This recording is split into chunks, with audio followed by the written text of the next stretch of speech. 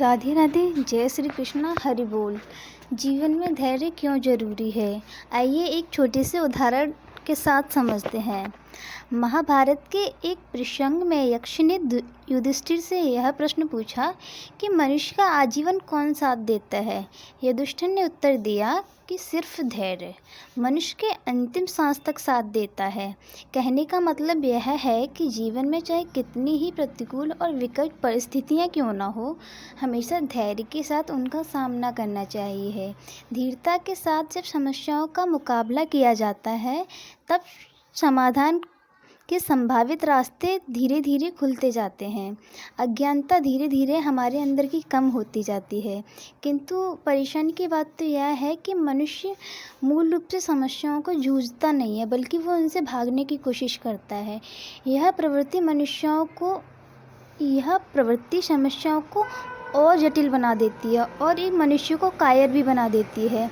प्राय यह कहा जाता है कि अपने जीवन में सबसे अधीर और चिंतित तब होते हैं जब हम कल की समस्याओं को आज ही सुलझा लेने की कोशिश करते हैं।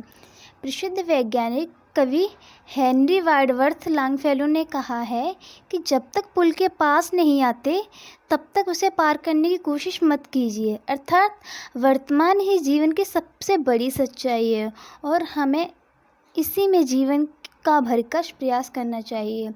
जीवन में समस्याओं का भंडार है और इनका धैर्यपूर्वक सामना करने से पूर्व हार मान लेना, यह हमारी सबसे बड़ी गलती होती है।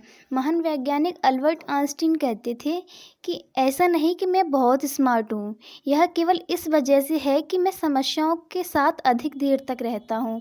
आशय यही है कि समस्याओं को पास रहने से और सब्र के साथ मुकाबला करने से हमें जीवन का सच्चा सुख मिलता है और समस्या को आसानी से सुलझ जाती हैं। अगर समस्याओं से हम बचने की कोशिश करते हैं तो वो हमारे लिए और जटिल बन जाती हैं।